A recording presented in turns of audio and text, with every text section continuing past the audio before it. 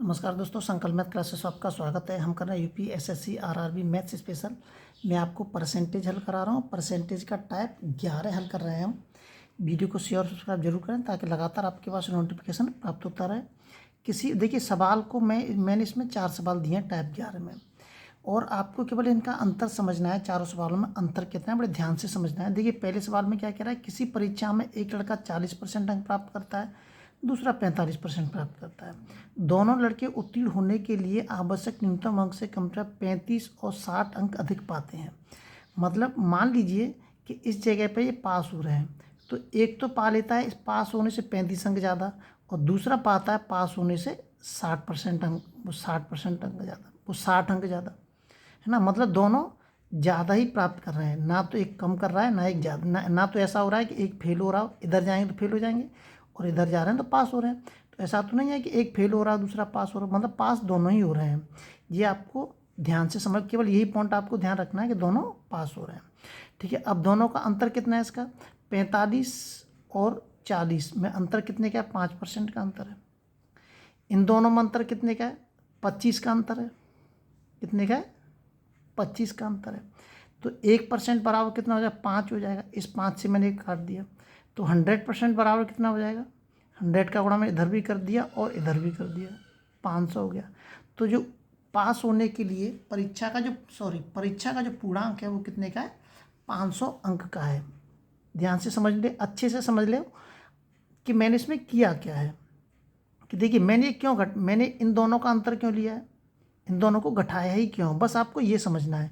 इसलिए घटाया है क्योंकि दोनों ही न्यूनतम अंक से पास हो रहे हैं, या दोनों ही न्यूनतम अंक से फेल हो रहे हैं। ध्यान, ऐसा नहीं है कि एक पास हो रहा हो और एक फेल हो रहा हो। अगर एक पास हो रहा है और एक फेल हो रहा है तो हम दोनों को जोड़ देंगे। अगर दोनों फेल हो रहे हैं तो घटा देंगे, दोनों पास हो रहे हैं तो भी घटा देंगे। ये आपको विशेष ध्यान रखना है। अगला सवाल देखते हैं। बहुत मतलब सिंपल सवाल है, केवल आपको इनके पॉइंट याद रखने हैं, दिमाग में रखने हैं। एक परीक्षा में 30% अंक प्राप्त करता है, 30 अंकों से वो फेल हो जाता है, जबकि श्याम 25% अंक प्राप्त करता है और 80 अंकों से फेल हो जाता है। दोनों फेल हो रहे हैं, तो दोनों में अंतर कितने का, 30 में और 25 में अंतर कितने का, 5% का अंतर है। इन दोनों में अंतर कितने का, 50 का अंतर है।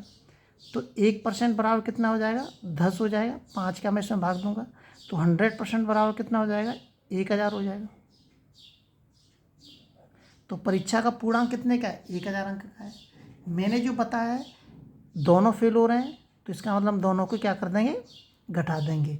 ये आपको विशेष ध्यान रखना है। अगला सवाल देखते हैं। अगला सवाल इसके अंदर दे रखा है, ये दे रखा है, सीता 40% अंक प्राप्त करती है और गीता 30% अंक प्राप्त करती है। सीता के प्राप्तांक पास होने के लिए आवश्यक न्यूनतम अंक से 56 अधिक हैं, और गीता के प्राप्तांक अंक 24 कम है ना। मतलब एक फेल हो रहा है और एक पास हो रहा है। लेकिन करेंगे क्या हम, देखिए इन दोनों का तो अंतर लेंगे ही लेंगे हम। इन दोनों का अंतर ले लिया मैंने, कितना है, 10%। अब इन दोनों का अंतर 10% है, और इन दोनों में अंतर कितने का है, इन दोनों में अंतर कितने का है, इन दोनों में अंतर इतने का है कि ये यहाँ पे पास हो रहे हैं, तो एक फेल हो रहा है और एक पास हो रहा है। तो इतनी ये वाला जो डिस्टेंस है, ये वाली जो डिस्टेंस है पूरी, ये दोनों इन दोनों का क्या है, अंतर है। ये तो इन दोनों का अंतर माना जाएगा। तो ये 24 है और ये कितनी है, 56 है। तो इन दोनों अंतर को क्या करेंगे हम, खत्म करेंगे, मतलब इन दोनों को जोड़ देंगे हम। तो क्या हो जाएगा, एक फेल हो रही है एक पास हो रही है, तो क्या करेंगे हम, जोड़ देंगे। तो कितना हो जाएगा, 80 हो जाएगा। तो 1% बराबर कितना हो जाएगा, 8 हो जाएगा। 100% बराबर कितना हो जाएगा, 800 हो जाएगा।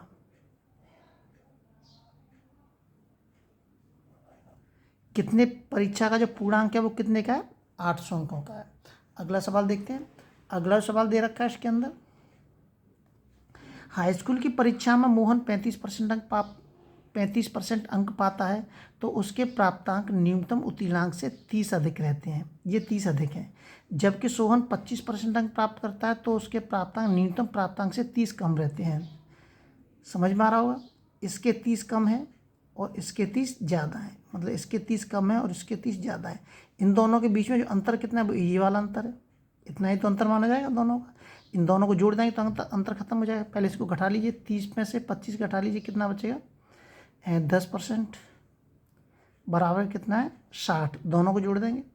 1% बराबर कितना बजाएगा 6, 100% बराबर के 600। बहुत ही सिंपल सवाल है। अब इसमें 2-3 टाइप के सवाल और रह गए, तो मैं इनको 1-2 वीडियो में ख़त्म करा दूंगा और कोशिश करूंगा मैं कि इसके साथ ही इसको मैथ को संपूर्ण ख़त्म करा के जल्द से जल्दी, और मैं आपको रीजनिंग भी अच्छे से आपको कराऊँ। अगले वीडियो में आपसे फिर मिलते हैं। जब तक आप वीडियो को शेयर सब्सक्राइब जरूर करते रहें ताकि लगातार आपके पास नोटिफिकेशन प्राप्त होता रहे।